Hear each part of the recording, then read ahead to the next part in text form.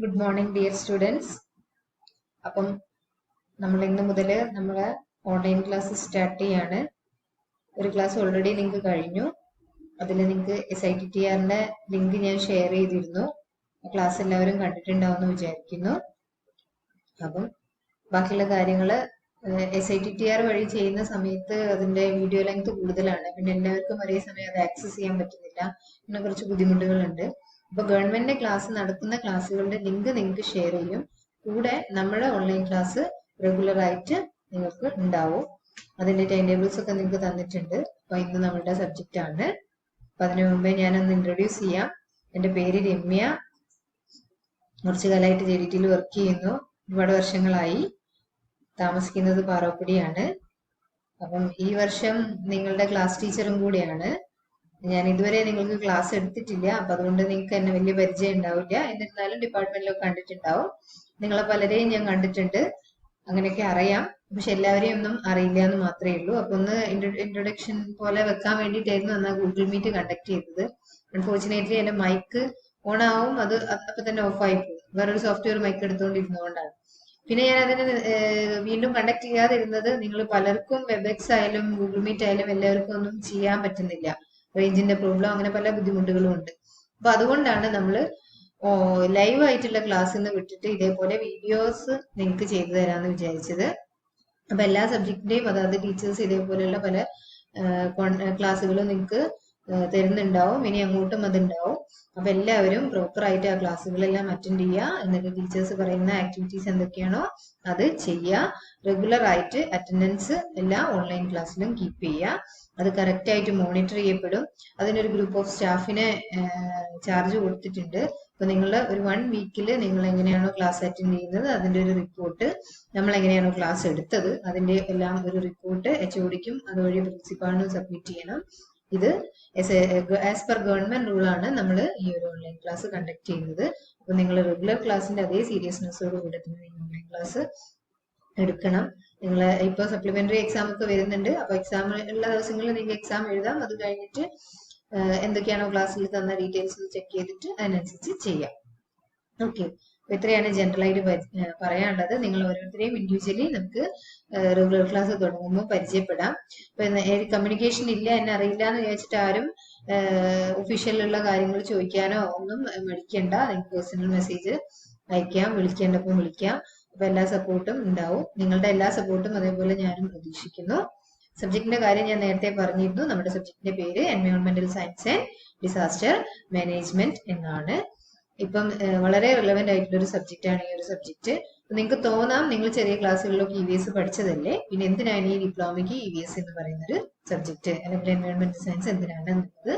പക്ഷെ ഏതൊരു ക്ലാസ്സിലായാലും നമുക്ക് ഈ എൻവയോൺമെന്റിനെ കുറിച്ച് മനസ്സിലാക്കാനും കറന്റ് ഉള്ള പ്രശ്നങ്ങൾ മനസ്സിലാക്കാനും അതെങ്ങനെ സോൾവ് ചെയ്യാന്ന് മനസ്സിലാക്കാനും ഒക്കെ വേണ്ടിയിട്ടാണ് ഈ ഒരു സബ്ജക്ട് ഉൾപ്പെടുത്തിയിരിക്കുന്നത്. അപ്പോൾ ഇത് as per supreme court rule എല്ലാ പ്രൊഫഷണൽ വിദ്യാഭ്യാസത്തിന്റെ കരിക്കുലത്തിലും ഇത് നിർബന്ധമാണ്. പ്രൊഫഷണൽ മാത്രമല്ല, ഡിഗ്രി തലത്തിലുള്ള കരിക്കുലത്തിലും ഈ ഒരു എൻവയോൺമെന്റൽ സയൻസ് എന്ന് പറയുന്നത് നിർബന്ധമായിട്ട് ഉൾപ്പെടുത്തണം. അതിന്റെ ഭാഗമായിട്ടാണ് 2010 ഡിപ്ലോമ കരിക്കുലത്തിൽ ഈ ഒരു സബ്ജക്ട് വന്നത്. അവിടെ നിങ്ങോട്ട് എല്ലാ 2015 റിവിഷനിലും എല്ലാ റിവിഷനിലും ഇതുണ്ട്. ഇനി അങ്ങോട്ട് വരുന്ന റിവിഷനിലും ഇത് നിർബന്ധമായിട്ടും ഉണ്ട്. അപ്പൊ നമുക്ക് അങ്ങനെ ഒഴിവാക്കി നിർത്താൻ പറ്റുന്നതല്ല. ഒരു പ്രത്യേകത എന്ന് പറയുന്നത് നിങ്ങൾ ഓൾറെഡി കേട്ട കാര്യങ്ങളായിരിക്കും. നിങ്ങൾക്ക് ക്ലാസ് കേൾക്കുമ്പോൾ തോന്നുന്നു നിങ്ങൾക്ക് അറിയാവുന്ന കാര്യങ്ങളാണല്ലോ എന്നൊക്കെ. അപ്പം പഠിച്ച കാര്യങ്ങളൊക്കെ ആയിരിക്കാം. അപ്പൊ അതിനെ കുറച്ചും കൂടെ അഡ്വാൻസ്ഡ് ആയിട്ട് പഠിക്കുക, കാര്യങ്ങൾ കുറച്ചും കൂടെ മനസ്സിലാക്കുക. പക്ഷെ നിങ്ങൾക്ക് അറിയാമെങ്കിലും ചില ടെക്നിക്കൽ കാര്യങ്ങൾ, ചില ഡെഫിനീഷൻസ് ഇതൊന്നും നിങ്ങൾക്ക് അറിയുന്നുണ്ടാവില്ല. അതൊക്കെ നമുക്ക് ഈ ക്ലാസ്സിൽ ഡിസ്കസ് ചെയ്യാം. അപ്പൊ അതിനെ ബേസ് ചെയ്തിട്ട് നിങ്ങൾക്ക് എക്സാം എഴുതാനും കുറച്ചും കൂടി എളുപ്പമാണ്. കുറച്ച് ലാംഗ്വേജ് ഒക്കെ ഉണ്ടെങ്കിൽ നന്നായിട്ട് നിങ്ങൾക്ക് എഴുതി ഫലിപ്പിക്കാൻ പറ്റും. അതുപോലെ നല്ല റിസൾട്ടും ഉണ്ടാവുന്ന ഒരു സബ്ജക്റ്റ് ആണ്. പക്ഷെ ഇതിന്റെ ഒക്കെ അപ്പുറത്തേക്ക് നമ്മൾ പേഴ്സണലി ഇത് എല്ലാവരും മനസ്സിലാക്കി വെക്കേണ്ട കാര്യങ്ങൾ, അല്ലെങ്കിൽ നമ്മൾ പ്രാവർത്തികമാക്കി വെക്കേണ്ട കുറെ കാര്യങ്ങൾ ഇതിൽ നമ്മൾ ഡിസ്കസ് ചെയ്യുന്നുണ്ട്. അപ്പൊ ആ ഒരു രീതിയിൽ ഈ സബ്ജക്റ്റിനെ കണ്ടാൽ മതി. അപ്പൊ ആദ്യമായിട്ട് ഞാൻ നിങ്ങൾക്ക് ക്ലാസ് എടുക്കുന്നതിന് ചില പ്രശ്നങ്ങൾ ചിലപ്പോൾ ഉണ്ടായേക്കാം. അപ്പൊ എന്തെങ്കിലും മനസ്സിലാവാത്തതോ ഇനി എന്തെങ്കിലും മാറ്റം വരുത്തണമെങ്കിലോ നിങ്ങളെ സജഷൻസ് ഒക്കെ നിങ്ങൾക്ക് ഗ്രൂപ്പിലൊക്കെ പറയാം. ഡൗട്ട്സ് ഉണ്ടെങ്കിൽ നിങ്ങൾക്ക് ഗ്രൂപ്പിൽ ചോദിക്കാം. എല്ലാവിധ സപ്പോർട്ടും എന്റെ ഭാഗത്തു നിന്ന് ഉണ്ടാവും. അപ്പം നമുക്ക് ക്ലാസ്സിലേക്ക് പോവാം അല്ലേ? ഓക്കെ, അപ്പൊ സബ്ജക്റ്റിന്റെ പേര് ഞാൻ ഓൾറെഡി പറഞ്ഞു, എൻവയോൺമെന്റൽ സയൻസ് ആൻഡ് ഡിസാസ്റ്റർ മാനേജ്മെന്റ്. അപ്പൊ ഇതിൽ 4 യൂണിറ്റ് ആണുള്ളത്. അപ്പൊ ഫസ്റ്റ് യൂണിറ്റിൽ നമ്മൾ ഡിസ്കസ് ചെയ്യുന്നത് റിസോഴ്സസ് ആണ്, various type of natural resources. Second unit ecosystem, third unit pollution, and fourth unit നിങ്ങൾ ആ ഒരു പോർഷൻ ഡിസാസ്റ്റർ മാനേജ്മെന്റ് എന്ന് പറയുന്ന ഭാഗം. ഇതിങ്ങനെ 4 യൂണിറ്റുകളായിട്ടാണ് ഉള്ളത്. അപ്പൊ ഞാനത് കൂടുതൽ ഡിസ്ക്രൈബ് ചെയ്യുന്നില്ല, സമയം വെറുതെ അതിനുവേണ്ടി പോകും. അപ്പൊ ഫസ്റ്റ് യൂണിറ്റിലേക്ക് ഫസ്റ്റ് യൂണിറ്റിലെ ഫസ്റ്റ് ടോപ്പിക്കിലേക്ക് നമ്മൾ പോവാണ്. അപ്പം അതിൽ ആ ഒരു ടോപ്പിക് നമ്മൾ പോകുന്നതിന് മുമ്പേ നമുക്ക് ജസ്റ്റ് എൻവയോൺമെന്റ്, സബ്ജക്റ്റിന്റെ പേര് എൻവയോൺമെന്റൽ സയൻസ് ആൻഡ് ഡിസാസ്റ്റർ മാനേജ്മെന്റ് ആണ്. അപ്പൊ വാട്ട് ഈസ് എൻവയോൺമെന്റൽ സയൻസ് എന്ന് ചോദിച്ചാൽ നിങ്ങൾ എന്താ പറയാ? എന്താണ് ഈ എൻവയോൺമെന്റൽ സയൻസ് എന്ന് പറഞ്ഞാൽ? നിങ്ങൾക്ക് കേട്ട് പരിചയം ഉണ്ടാവുള്ളൂ. എന്താന്ന് ചോദിച്ചാൽ, അപ്പൊ എൻവയോൺമെന്റൽ സയൻസ് എന്ന് പറയുന്നത് ഒരു സ്റ്റഡിയാണ്. Is the study of the natural and unnatural processes. എൻവയോൺമെന്റിൽ ഉണ്ടാവുന്ന നാച്ചുറൽ ആയിട്ട് വരുന്നതും അതേപോലെ ആർട്ടിഫിഷ്യൽ ആയിട്ട് വരുന്നതുമായിട്ടുള്ള പ്രോസസ്സുകളുടെ ഒരു സ്റ്റഡിയാണ് എൻവയോൺമെന്റൽ സയൻസ് എന്ന് പറയുന്നത്. അതേപോലെ തന്നെ interaction of different physical components of the planet on environment. എൻവയോൺമെന്റിൽ വേരിയസ് ആയിട്ടുള്ള ഒരുപാട് കമ്പോണൻസ് അടങ്ങിയതാണ് ഈ ഒരു എൻവയോൺമെന്റ് എന്ന് പറയുന്നത്. അപ്പൊ ഇത് തമ്മിൽ എങ്ങനെയാണ് ഇന്ററാക്ട് ചെയ്യുന്നത്, അതിന്റെയൊക്കെ ഒരു സ്റ്റഡിയാണ് നമ്മൾ ഏത് ടോപ്പിക് എന്ന് പറയുന്നത്, എൻവയോൺമെന്റൽ സയൻസിന്റെ ഒരു ഓവറോൾ ഡെഫിനിഷൻ എന്ന് പറയുന്നത്. ഓക്കെ, അപ്പൊ ഞാൻ ഈ എൻവയോൺമെന്റൽ സയൻസ് എന്താന്ന് പറഞ്ഞു. പക്ഷേ നിങ്ങളോട് ഇപ്പൊ ചോദിക്കുകയാണ് വാട്ട് ഈസ് എൻവയോൺമെന്റ്. അപ്പൊ നിങ്ങൾ എന്താ ആൻസർ ചെയ്യാം? എൻവയോൺമെന്റ് എന്താണ്? എൻവയോൺമെന്റ് നമുക്ക് പല രീതിയിൽ ഡിഫൈൻ ചെയ്യാം. ഏറ്റവും സിമ്പിൾ ആയിട്ടുള്ള ഡെഫിനേഷൻ എന്ന് പറയുന്നത്, ഇപ്പൊ നമ്മളെ ചുറ്റുമുള്ള നമ്മളെ സറൗണ്ടിങ്സിലുള്ള കാര്യങ്ങൾ, അതിനെയാണ് നമ്മൾ എന്ത് പറയുന്നത്, നമ്മളുടെ എൻവയോൺമെന്റ് എന്ന് പറയുന്നത്. അപ്പൊ ഒരു ഇൻഡിവിജ്വൽ സ്പീഷീസിനെ കൺസിഡർ ചെയ്യുകയാണെങ്കിൽ അതിന്റെ സറൗണ്ടിങ്സിലുള്ള കാര്യങ്ങളെയാണ് നമ്മൾ എലമെന്റ്സിനെയാണ് അതിന്റെ എന്തെന്ന് പറയുന്നത്, എൻവയോൺമെന്റ് എന്ന് പറയുന്നത്. അതൊരു ഫിസിക്കൽ കമ്പോണന്റ് ആവാം, കെമിക്കൽ കമ്പോണന്റ് ആവാം, ബയോളജിക്കൽ കമ്പോണന്റ് ആവാം, എനിത്തിങ്. അപ്പം ഏതൊരു ഓർഗാനിസംസിനെ കൺസിഡർ ചെയ്യുകയാണെങ്കിലും everything around it's surroundings, that is known as environment. അപ്പം ഈ സറൗണ്ടിങ്സിലുള്ള കാര്യങ്ങൾ, നമ്മുടെ ചുറ്റുപാടുള്ള കാര്യങ്ങൾ നമ്മൾ കാറ്റഗറൈസ് ചെയ്താൽ 2 രീതിയിൽ അതിനെ കാറ്റഗറൈസ് ചെയ്യാം. ഒന്ന് biotic elements and second one is abiotic elements. എന്താ ഈ ബയോട്ടിക് എലമെന്റ്സ് എന്ന് പറഞ്ഞാൽ? ലിവിങ് തിങ്സിനെയാണ് നമ്മൾ ബയോട്ടിക് എലിമെന്റ്സ് എന്ന് പറയുന്നത്. അതായത് ജീവനുള്ള എന്തിനേയും നമുക്ക് ഏത് കാറ്റഗറിയിൽ പറയാം? ബയോട്ടിക് എലമെന്റ്സ് എന്ന് പറയാം. നോൺ ലിവിങ് തിങ്സിനെ, ബാക്കിയുള്ള നമ്മുടെ സറൗണ്ടിങ്സിലുള്ള ജീവനില്ലാത്ത എല്ലാ എലമെന്റ്സിനെയും നമുക്ക് ഏത് കാറ്റഗറിയിൽ പറയാം? എബയോട്ടിക് എലമെന്റ്സ് എന്ന് പറയാം. അപ്പൊ നമ്മുടെ ചുറ്റുപാടുമുള്ള ഈ 2 കാറ്റഗറീസ് ഓഫ് എലമെന്റ്സിനെയാണ് നമ്മൾ നമ്മളുടെ എൻവയോൺമെന്റ് എന്ന് പറയുന്നത്. അപ്പൊ അതിന്റെ ഒരു ഡെഫിനിഷൻ ആണ് the surroundings or condition in which A living organism lives or operate. Living organism live ചെയ്യുന്നതോ അല്ലെങ്കിൽ ഓപ്പറേറ്റ് ചെയ്യുന്നതോ ജീവിച്ചുകൊണ്ടിരിക്കുന്നതോ ആയിട്ടുള്ള കണ്ടീഷൻസിനെയും അതിന്റെ ചുറ്റുപാടിനെയുമാണ് നമ്മൾ ജനറലി എൻവയോൺമെന്റ് എന്ന് പറയുന്നത്. ഓക്കെ, ഇതാണ് ഒരു ബേസിക് ഇൻട്രൊഡക്ഷൻ എന്ന് പറഞ്ഞാൽ. ഇനി നമുക്ക് പഠിക്കാനുള്ളത് റിസോഴ്സസിനെ പറ്റിയാണ്. അപ്പൊ ഈ റിസോഴ്സസ് എന്ന് പറയുന്ന ടേം നിങ്ങൾ ഒരുപാട് കേട്ടിട്ടുണ്ടാവും. What is resources? എന്താ റിസോഴ്സസ് എന്ന് പറഞ്ഞാല്? വാല്യൂ ഉള്ള ഏതൊരു കാര്യത്തിനെയും നമുക്കൊരു റിസോഴ്സ് എന്ന് പറയാം. Anything we can value, that is known as resources. Okay, ഇപ്പൊ ഡിഫറെന്റ് ടൈപ്പ് ഓഫ് റിസോഴ്സസ് ഉണ്ട്. ആനിമൽ, മാൻ, അതേപോലെ വാട്ടർ, എയർ, ഇതെല്ലാം കാറ്റഗറീസ് ഓഫ് റിസോഴ്സസ് ആണ്. റിസോഴ്സസിനെ മേജർലി 2 ആയിട്ട് ക്ലാസിഫൈ ചെയ്യാം. That is natural resources and man-made resources. And then what is natural resources? Resources occurred by nature. Naturally, അതായത് പ്രകൃതിയാൽ ഉണ്ടാവുന്ന റിസോഴ്സസിനെയാണ് നമ്മൾ, അല്ലെങ്കിൽ പ്രകൃതിയിൽ നിന്ന് നമുക്ക് ലഭിക്കുന്ന റിസോഴ്സസിനെയാണ് നമ്മൾ നാച്ചുറൽ റിസോഴ്സസ് എന്ന് പറയുന്നത്. നാച്ചുറൽ ആക്ടിവിറ്റീസ് മൂലമോ അല്ലെങ്കിൽ നാച്ചുറലി ഉള്ളതോ ആയ റിസോഴ്സസിനെയാണ് നമ്മൾ ജനറലി നാച്ചുറൽ റിസോഴ്സസ് എന്ന് പറയുന്നത്. Natural resources are components of the environment by nature. They are land, air, water, wind, forest, solar energy. ഇങ്ങനെ ഒരുപാട് എക്സാമ്പിൾസ് നാച്ചുറൽ റിസോഴ്സസിനുണ്ട്. അപ്പൊ ഇവിടെ നിങ്ങൾ ഈ കാണുന്ന ഡയഗ്രത്തിൽ നിങ്ങൾ നോക്കിയാൽ നിങ്ങൾക്ക് different type of natural resources കാണാം. അതിന്റെയൊക്കെ യൂസേജ് എന്തൊക്കെയാണ്? അത് എനർജി പ്രൊഡ്യൂസ് ചെയ്യുന്നുണ്ട്. ഫോറസ്റ്റ് ആണെങ്കിലും വുഡായിട്ട്, ഫുഡായിട്ട്, മെഡിസിൻ ആയിട്ട്, പൾപ്പായിട്ട്, ഇങ്ങനെ പേപ്പർ പൾപ്പായിട്ട് ഒക്കെ യൂസ് ചെയ്യുന്നുണ്ട്. അപ്പോൾ ഓരോ ടൈപ്പ് ഓഫ് റിസോഴ്സസും അതിന്റെ ഉപയോഗങ്ങളുമാണ് ഇവിടെ ജസ്റ്റ് ഷോ ചെയ്തു എന്ന് മാത്രമേ നിങ്ങൾക്ക് ഒരു കൺസെപ്റ്റ് പിടികിട്ടാൻ വേണ്ടിയിട്ട്. അപ്പൊ ഒരു കാറ്റഗറി നാച്ചുറൽ റിസോഴ്സസ് ആണ്. സെക്കൻഡ് കാറ്റഗറി ഞാൻ ഇവിടെ എഴുതിയിട്ടില്ല, എന്നാലും പറയാണ്. രണ്ടാമത്തെ കാറ്റഗറീസ് ഓഫ് റിസോഴ്സസ് എന്ന് പറയുന്നത് മാൻ-മെയ്ഡ് റിസോഴ്സസ് ആണ്. ആർട്ടിഫിഷ്യലി മനുഷ്യനുണ്ടാക്കുന്ന റിസോഴ്സസുകളുണ്ട്. അതിനെയാണ് നമ്മൾ എന്ത് പറയുന്നത്? മാൻ-മെയ്ഡ് റിസോഴ്സസ് എന്ന് പറയുന്നത്. നിങ്ങൾക്ക് ഈ യൂണിറ്റിൽ ഡിഫറെന്റ് ടൈപ്പ് ഓഫ് അല്ലെങ്കിൽ വേരിയസ് നാച്ചുറൽ റിസോഴ്സസിനെ പറ്റിയിട്ടാണ് പഠിക്കാനുള്ളത്. ഓക്കെ, അപ്പൊ അതിൽ ഓരോ റിസോഴ്സിലേക്കും പോകുന്നതിന് മുമ്പായിട്ട് നമുക്ക് നാച്ചുറൽ റിസോഴ്സസിന്റെ ഒരു ക്ലാസിഫിക്കേഷൻ പഠിക്കാം. അപ്പൊ ഇത് നിങ്ങൾക്ക് അറിയുന്നതായിരിക്കും. Natural resources can be two types. ഏതൊക്കെയാണ്? അല്ലെങ്കിൽ there are two types, that is renewable resources ഉം നോൺ റിന്യൂവബിൾ റിസോഴ്സസും. ഏതൊക്കെയാണ് റിന്യൂവബിൾ റിസോഴ്സസ്? അല്ലെങ്കിൽ എന്താണ് റിന്യൂവബിൾ റിസോഴ്സസ്? റിന്യൂവബിൾ എന്നുള്ള മീനിങ്ങിന്റെ അർത്ഥം എന്താണ്? റീപ്രൊഡ്യൂസ് ചെയ്യാൻ പറ്റുന്നത് ഓർ റീസൈക്കിൾ ചെയ്യാൻ പറ്റുന്നത്. ഈ ഒരു കാറ്റഗറീസ് ഓഫ് റിസോഴ്സസിനെയാണ് നമ്മൾ എന്ത് പറയുന്നത്? റിന്യൂവബിൾ റിസോഴ്സസ് എന്ന് പറയുന്നത്. നാച്ചുറൽ റിസോഴ്സസ് തന്നെ നമ്മൾ ഉപയോഗിക്കുന്നതിന്, കൺസ്യൂം ചെയ്യുന്നതിനനുസരിച്ച് വീണ്ടും റീപ്രൊഡ്യൂസ് ആവുകയോ അല്ലെങ്കിൽ റീസൈക്കിൾ ചെയ്യുകയോ ഒക്കെ ചെയ്യുന്ന ടൈപ്പ് ഓഫ് റിസോഴ്സസ് ഉണ്ട്. അതിനെയാണ് നമ്മൾ റിന്യൂവബിൾ റിസോഴ്സസ് എന്ന് പറയുന്നത്. For example water, plants, animals, air, ഇങ്ങനെയുള്ള ഒരുപാട് കാര്യം. ഇത് ഉപയോഗിക്കുന്നതിനനുസരിച്ച് തീർന്നു പോകുന്നില്ല, ഇത്തരം കാര്യങ്ങളൊന്നും ഡിസ്ട്രോയ് ആയി പോകുന്നില്ല. അപ്പൊ ഇതിനെയാണ് നമ്മൾ റിന്യൂവബിൾ റിസോഴ്സസ് എന്ന് പറയുന്നത്. ഇതിന്റെ നേരെ ഓപ്പോസിറ്റ് ആണ് non renewable resources. Non renewable resources എന്ന് പറഞ്ഞാൽ resources are those that cannot be easily replace once they are destroyed. ഒരിക്കലും അത് ഉപയോഗിക്കുകയോ അല്ലെങ്കിൽ അത് നശിക്കപ്പെടുകയോ ചെയ്തു കഴിഞ്ഞാൽ അതിനെ നമുക്ക് ഈസി ആയിട്ട് എന്ത് ചെയ്യാൻ പറ്റില്ല? റീപ്രൊഡ്യൂസ് ചെയ്യാൻ പറ്റില്ല, അല്ലെങ്കിൽ അത് അങ്ങനെ റീപ്രൊഡ്യൂസ് ചെയ്യപ്പെടുന്നില്ല. അത്തരം ടൈപ്പ് ഓഫ് റിസോഴ്സുകളാണ് നമ്മൾ നോൺ റിന്യൂവബിൾ റിസോഴ്സസ് എന്ന് പറയുന്നത്. അതിന് ഏറ്റവും വലിയ എക്സാമ്പിൾ ആണ് ഈ മിനറൽസ് ഒക്കെ. മിനറൽസ് ഒക്കെ നമ്മൾ എക്സ്ട്രാക്ട് ചെയ്യുന്നതിനനുസരിച്ച് അത് ഭൂമിക്കിടയിൽ ഉണ്ടായി വരുന്നില്ല, അത് തീർന്നു പോവാണ്. പിന്നെ നമ്മൾ വേറൊരു ഏരിയയിൽ അതിന്റെ ഇൻവെസ്റ്റ്മെന്റ് അല്ലെങ്കിൽ ഡെപ്പോസിറ്റ് കണ്ടുപിടിച്ചിട്ട് അവിടുന്ന് എക്സ്ട്രാക്ട് ചെയ്യാണ് ചെയ്യുന്നത്. ഫോസിൽ ഫ്യൂൽസ്, സോയിൽസ്, മണ്ണ് നമ്മൾ എടുത്തു കഴിഞ്ഞാൽ പിന്നെ അവിടെ മണ്ണ് ഉണ്ടാവുന്നുണ്ടോ? ഇല്ല. അപ്പൊ ഇതേ ഒരു കാറ്റഗറിനെയാണ് നമ്മൾ നോൺ റിന്യൂവബിൾ റിസോഴ്സസ് എന്ന് പറയുന്നത്. അപ്പൊ അതൊന്ന് ഓർത്ത് വെക്കുക. Natural resources can be classified into they are renewable resources and. അപ്പൊ നാച്ചുറൽ റിസോഴ്സസിൽ ഏറ്റവും ഇമ്പോർട്ടന്റ് ആയിട്ട് വരുന്ന റിസോഴ്സ് ആണ് ഫോറസ്റ്റ് എന്ന് പറയുന്നത്. അപ്പൊ നിങ്ങൾക്ക് പഠിക്കാനുള്ള ഫസ്റ്റ് ടോപ്പിക് എന്ന് പറയുന്നത് നാച്ചുറൽ റിസോഴ്സസിൽ ഫോറസ്റ്റ് ആണ്. Forest is a large area dominated by trees. നിങ്ങൾക്ക് എല്ലാവർക്കും അറിയാം ഫോറസ്റ്റ് എന്താണെന്നുള്ളത്. ഫോറസ്റ്റ് എന്ന് പറഞ്ഞാൽ വളരെയധികം ബയോഡൈവേഴ്സിറ്റി ഉള്ള ഒരു ജിയോഗ്രഫിക്കൽ ഏരിയ ആണ്. Contains trees and shrubs, majorly contains trees and shrubs. ഫോറസ്റ്റിന്റെ പ്രത്യേകത, it is a renewable resource. Renewable resource എന്ന് പറഞ്ഞാൽ അത് റീക്രിയേറ്റ് ചെയ്യാൻ പറ്റും അല്ലെങ്കിൽ റീപ്രൊഡ്യൂസ് ചെയ്യാൻ പറ്റുന്ന ഒരു നാച്ചുറൽ റിസോഴ്സ് ആണ് ഫോറസ്റ്റ് എന്ന് പറയുന്നത്. പ്ലാന്റ്സ് നമുക്കറിയാം, നശിച്ചു പോയാലും പിന്നെ നമ്മൾ വെച്ച് പിടിപ്പിച്ചാൽ അത് വീണ്ടും എന്ത് ചെയ്യാൻ പറ്റും? പ്രൊഡ്യൂസ് ചെയ്യാൻ പറ്റും.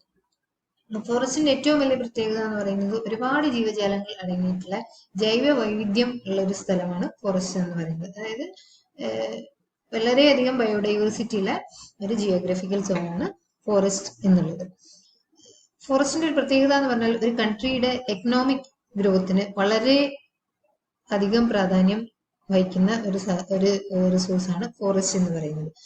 കൺട്രിയുടെ ഡെവലപ്മെന്റിലായാലും ബാക്കിയുള്ള പ്രോഡക്ട്സിലായാലും ഫോറസ്റ്റിന് വളരെ ഇമ്പോർട്ടന്റ് റോൾ ഉണ്ട്. അതേപോലെ തന്നെ എക്കോളജിക്കൽ കൺസേൺ എടുത്ത് നോക്കുകയാണെങ്കിലും ഫോറസ്റ്റിന് വളരെയധികം ഇമ്പോർട്ടൻസ് ഉണ്ട്. അപ്പം എൻവയോൺമെന്റൽ സൈഡ് നോക്കുകയാണെങ്കിലും അതർ ഡെവലപ്മെന്റ് സൈഡ് നോക്കുകയാണെങ്കിലും ഫോറസ്റ്റ് വളരെയധികം ഇമ്പോർട്ടന്റ് ആയിട്ടുള്ള ഒരു നാച്ചുറൽ റിസോഴ്സസ് ആണ്.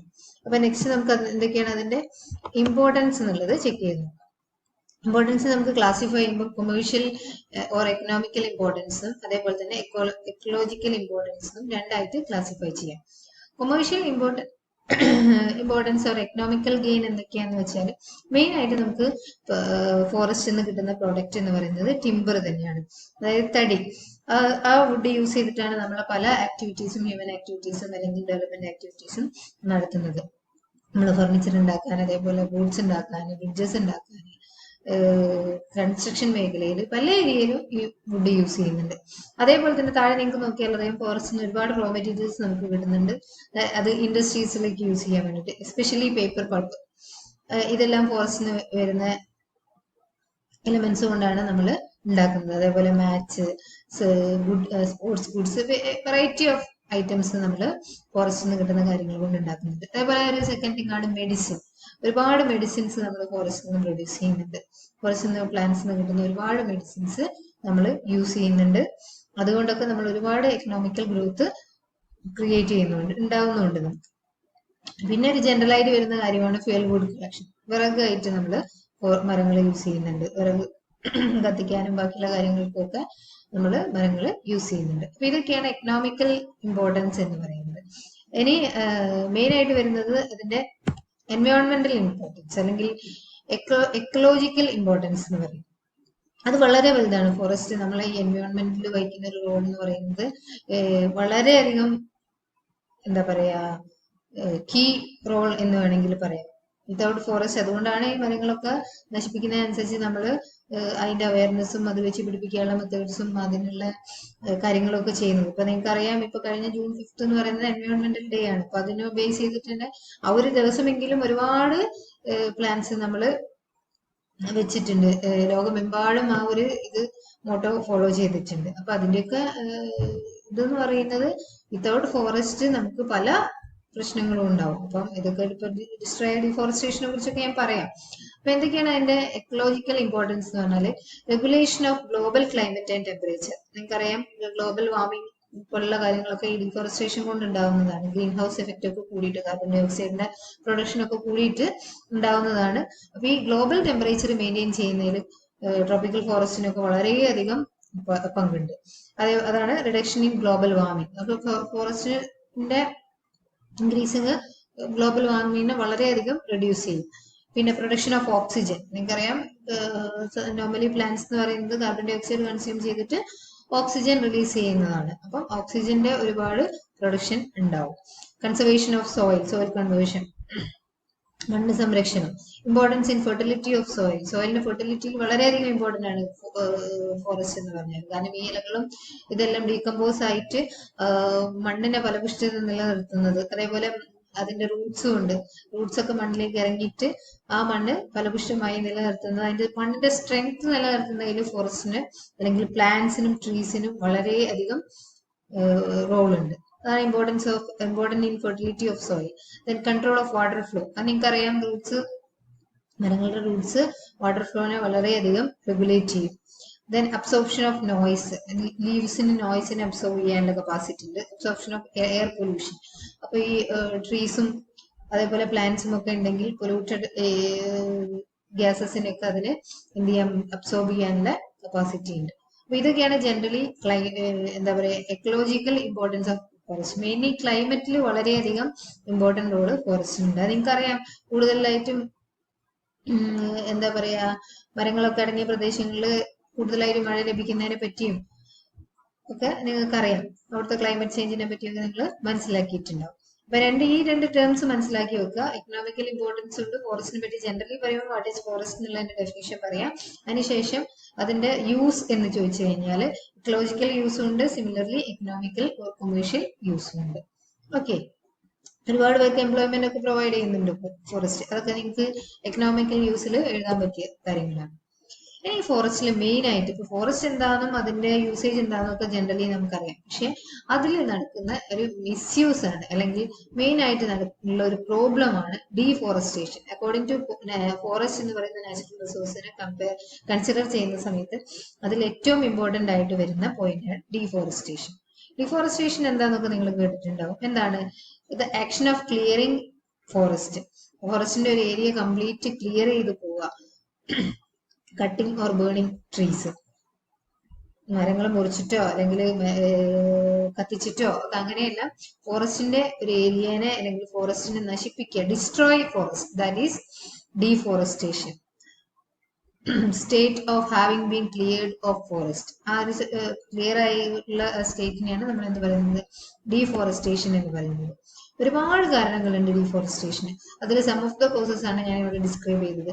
Agricultural activities, logging, urbanisation, desertification, mining, forest fire. ഇത് ജനറൽ ആയിട്ട് പറഞ്ഞതാണ്. അപ്പൊ ഇങ്ങനെ നിങ്ങൾക്ക് തന്നെ ആലോചിച്ചാൽ അറിയാം, ഒരുപാട് കോസസ് ഡീഫോറസ്റ്റേഷൻ ഉണ്ട്. അപ്പൊ അതിൽ ഇപ്പം ഓരോന്നായിട്ട് എടുക്കുവാണെങ്കിൽ അഗ്രികൾച്ചറൽ ആക്ടിവിറ്റീസിന്റെ മെയിൻ കാരണം എന്ന് പറയുന്നത് നമ്മൾ പോപ്പുലേഷൻ ഇൻക്രീസ് ചെയ്തുകൊണ്ടിരിക്കും. അപ്പൊ പോപ്പുലേഷൻ കൂടുന്നതിനനുസരിച്ച് നമ്മളെ ഫുഡിന്റെ നീഡും കൂടിക്കൊണ്ടിരിക്കും. അപ്പൊ നോർമലി മനുഷ്യർ ചെയ്യുന്നത് എന്താണ്?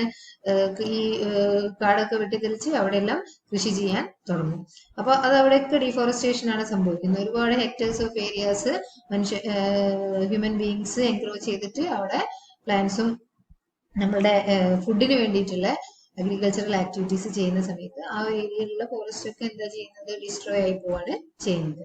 അപ്പൊ അതാണ് അഗ്രികൾച്ചറൽ ആക്ടിവിറ്റി കൊണ്ട് ഡീഫോറസ്റ്റേഷൻ നടക്കുന്നത്. രണ്ടാമതെന്ന് പറഞ്ഞാൽ logging.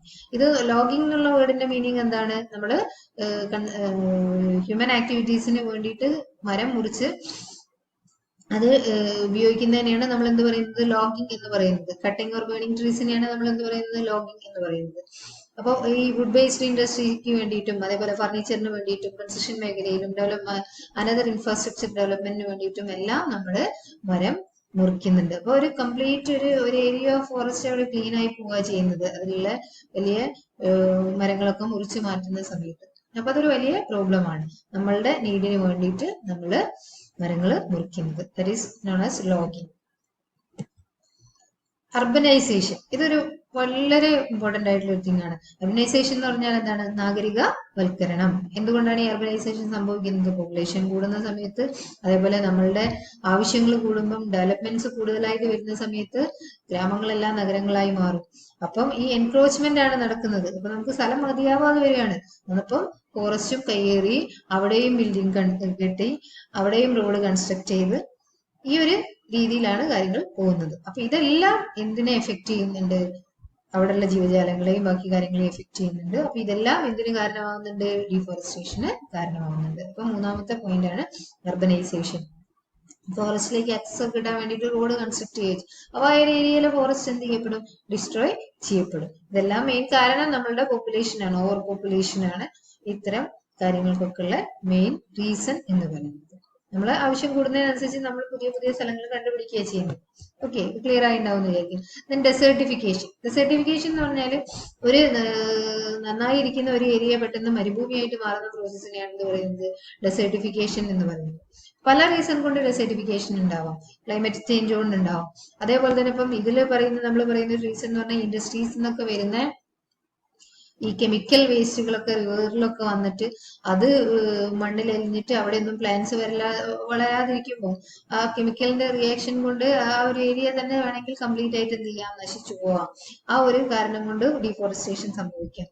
That is known as desertification of land. Important ആയിട്ട് പറയുന്നത് ഇൻഡസ്ട്രീസ് എന്നുള്ള വേസ്റ്റ് കെമിക്കൽസ് ഒക്കെ റിവേഴ്സിലേക്ക് നമ്മൾ ഒഴുക്കി വിടുന്നത് കൊണ്ടുള്ള പ്രോബ്ലം കൊണ്ടുണ്ടാകുന്ന കാര്യങ്ങളാണ്. ഓക്കെ. ദെൻ മൈനിങ്, ഇതും വളരെ ഇമ്പോർട്ടന്റ് ആണ്. അപ്പൊ മൈനിങ് എപ്പോഴും അധികം ഉണ്ടാവുക ഈ മിനറൽ ഡെപ്പോസിറ്റ്സ് ഒക്കെ കൂടുതലായിട്ടും ഫോറസ്റ്റ് ഏരിയയിലായിരിക്കും നമ്മൾ കണ്ടുപിടിക്കപ്പെടുന്നുണ്ടാവുക. അപ്പൊ അവിടുന്ന് അത് എക്സ്ട്രാക്ട് ചെയ്തെടുക്കാൻ വേണ്ടിയിട്ടുള്ള പ്രോസസ്സിനെയാണ് നമ്മൾ മിനറൽസിനെ എക്സ്ട്രാക്ട് ചെയ്യുന്നതാണ് മൈനിങ് എന്ന് പറയുന്നത്.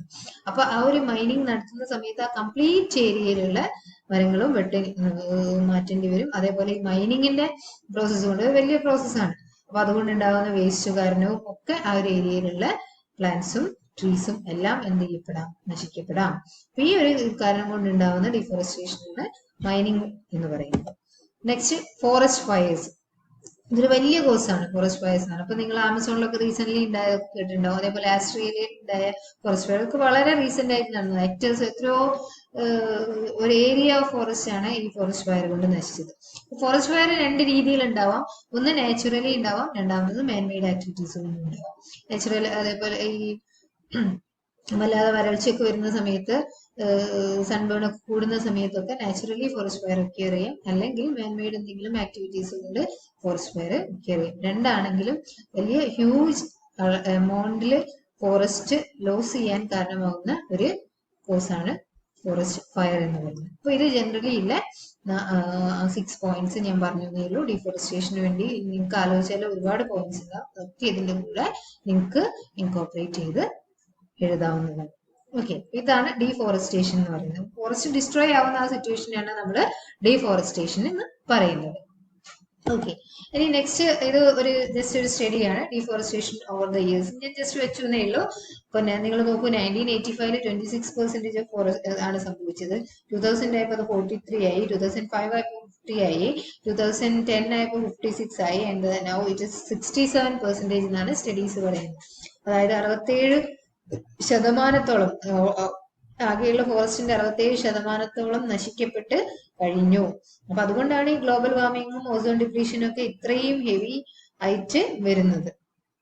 ഇതിൽ ഏറ്റവും ഇമ്പോർട്ടന്റ് ആയിട്ടുള്ള കാര്യം ഹ്യൂമൻ ബീങ്സ് തന്നെയാണ് ഇതിന്റെയൊക്കെ പിറകിൽ. ഹ്യൂമൻ ആക്ടിവിറ്റീസ് നമ്മളുടെ ഡെവലപ്മെന്റിനും ബാക്കി കാര്യങ്ങൾക്കും വേണ്ടിയിട്ടാണ് ഈ ഡീഫോറസ്റ്റേഷൻ മുഴുവൻ സംഭവിക്കുന്നത്. അതുകൊണ്ട് വരുന്ന ക്ലൈമറ്റിക് പ്രശ്നങ്ങളെല്ലാം നമ്മൾ അനുഭവിക്കുന്നുണ്ട്. അതുകൊണ്ടൊക്കെ നമുക്ക് ബുദ്ധിമുട്ടുകൾ ഉണ്ടാവുന്നുണ്ട്. അതൊന്ന് ഓർത്തു വെക്കുക. ഓക്കെ. ദെൻ ഈ ഡിഫോറസ്റ്റേഷൻ കൊണ്ട് ഉണ്ടാകുന്ന ഇമ്പാക്ട്സ് എന്തൊക്കെയാണ്? എൻവയോൺമെന്റ് ആൻഡ് എക്കണോമിക്കൽ ഇമ്പാക്ട്സ് എന്തൊക്കെയാണ്? എൻവയോൺമെന്റൽ ഇമ്പാക്ട്സ് നമ്മൾ പറഞ്ഞു, എക്കണോളജിക്കൽ ഇമ്പോർട്ടൻസ് ഉണ്ട് ഫോറസ്റ്റിന്. അതേപോലെ തന്നെ അപ്പോൾ അത് ഡീഫോറസ്റ്റേഷൻ സംഭവിക്കുമ്പോൾ അത് എൻവയോൺമെന്റിനെ വളരെയധികം എഫക്ട് ചെയ്യും. അതിൽ വരുന്നതാണ് ഇൻക്രീസ്ഡ് സോയിൽ ഇറോഷൻ. അപ്പൊ നിങ്ങൾക്കറിയാം, മരങ്ങളില്ലെങ്കിൽ മണ്ണൊലിപ്പ് വളരെയധികം കൂടും. Disruption of water cycle. ഈ മഴ ലഭിക്കുന്നതിലും നമ്മൾ ഈ വാട്ടർ സൈക്കിൾ ഇതേപോലെ നിലനിർത്തുന്നതിലും ഫോറസ്റ്റിന് വളരെയധികം വലിയ പങ്കുണ്ട്. അപ്പം അത് ആ വാട്ടർ സൈക്കിൾ അവിടെ ബ്രേക്ക് ആയി പോകും. Reduced biodiversity. ഞാൻ നേരത്തെ പറഞ്ഞു, ഫോറസ്റ്റ് എന്ന് പറയുന്നത് ജൈവ വൈവിധ്യങ്ങളുടെ ഒരു കലവറ തന്നെയാണ്. അപ്പം ഫോറസ്റ്റ് നശിച്ചു കഴിഞ്ഞാൽ ഈ ജീവജാലങ്ങൾക്കൊന്നും എന്തുണ്ടാവില്ല, വസിക്കാൻ സ്ഥലം ഉണ്ടാവില്ല, അവരുടെ ഹാബിറ്റാറ്റ് നഷ്ടപ്പെട്ടു പോകും. അപ്പം അതുകൊണ്ട് തന്നെ ആ ബയോഡൈവേഴ്സിറ്റി ഒക്കെ അവിടെ റെഡ്യൂസ് ചെയ്ത് ഒരുപാട് ജീവജാലങ്ങൾക്ക് വംശനാശം സംഭവിക്കാനൊക്കെ ഉള്ള. അപ്പൊ ഇത്രയും കാര്യങ്ങളാണ് ഞാൻ ഇന്ന് നിങ്ങൾക്ക് ഡിസ്കസ് ചെയ്യാൻ ഉദ്ദേശിച്ചത്. അപ്പൊ നമ്മൾ പറഞ്ഞ കാര്യങ്ങൾ എന്താണ് എൻവയോൺമെന്റ്, എന്താണ് എൻവയോൺമെന്റൽ സയൻസ്, പിന്നെ വാട്ട് ഈസ് റിസോഴ്സസ്, ഏതൊക്കെയാണ് ഡിഫറെന്റ് ടൈപ്പ് ഓഫ് റിസോഴ്സസ്, എന്താണ് നാച്ചുറൽ റിസോഴ്സ്, എന്താണ് man-made resource, categories of natural resource.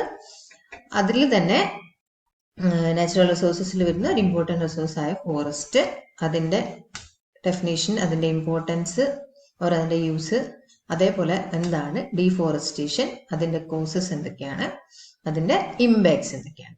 അപ്പൊ ഇത്രയും കാര്യങ്ങളാണ് നമ്മൾ ജനറലി ഇന്ന് എന്ത് ചെയ്തത്, ഡിസ്കസ് ചെയ്തത്. ഓക്കെ. ഇന്ന് നമ്മൾ ഡിസ്കസ് ചെയ്ത ടോപ്പിക്സിൽ വരുന്ന ഇമ്പോർട്ടൻ്റ് ആയിട്ട് വരുന്ന ക്വസ്റ്റ്യൻസ് ആണിത്. അധികം എക്സാമിനും ചോദിക്കുന്ന ക്വസ്റ്റ്യൻസും കൂടാണ് ഈ ഫോറസ്റ്റ് ഒക്കെ റിലേറ്റഡ് ആയിട്ട്. അപ്പൊ അതിൽ വരുന്ന ഒരു ഷോർട്ട് ക്വസ്റ്റ്യൻ ആണ് വാട്ട് ഈസ് എൻവയോൺമെന്റ്. പിന്നെ define natural resources and its type. അതിന്റെ what is renewable resources, what is non renewable resource എന്നൊക്കെ എപ്പോഴും ക്വസ്റ്റ്യൻ ഉണ്ടാവാറുണ്ട്. Define forest. അതേപോലെ describe the economical and ecological importance of forest or uses of forest എന്നൊക്കെ ചോദിക്കാം. അപ്പൊ അതിൽ വരുന്ന ഒരു ക്വസ്റ്റ്യൻ ആണ് ഇത്. Explain the deforestation in its causes. എല്ലാ ക്വസ്റ്റ്യൻ പേപ്പറിലും ഉണ്ടാവുന്നതാണ്. എന്താണ് ഡീഫോറസ്റ്റേഷൻ, അതിന്റെ കോസസ് എന്തൊക്കെയാണ്, സിമിലർലി എന്താണ് ഇമ്പാക്ട്സ് ഓഫ് ഡീഫോറസ്റ്റേഷൻ, എന്തൊക്കെയാണ് അതിന്റെ എഫക്ട്സ് എന്നുള്ളത്. അപ്പൊ ഇത്രയാണ് ഇന്ന് നമ്മൾ ഡിസ്കസ് ചെയ്ത ടോപ്പിക്സിൽ നിന്നും വരാവുന്ന ക്വസ്റ്റ്യൻസ്. അപ്പൊ നിങ്ങൾക്ക് എല്ലാവർക്കും ഇത് ഇന്ന് ഡിസ്കസ് ചെയ്ത കാര്യങ്ങളെല്ലാം മനസ്സിലായിട്ടുണ്ടാവുമെന്ന് ഞാൻ വിചാരിക്കുന്നു. അപ്പൊ വീഡിയോ എല്ലാവരും കറക്റ്റായിട്ട് കേൾക്കുക. ബാക്കി കാര്യങ്ങൾ എന്തൊക്കെയാണ് നിങ്ങൾ ചെയ്യേണ്ടതെന്നുള്ളത് ഞാൻ ഗ്രൂപ്പിൽ പറയാം. അപ്പം എല്ലാവർക്കും thank you. Stay safe, stay healthy. Thank you.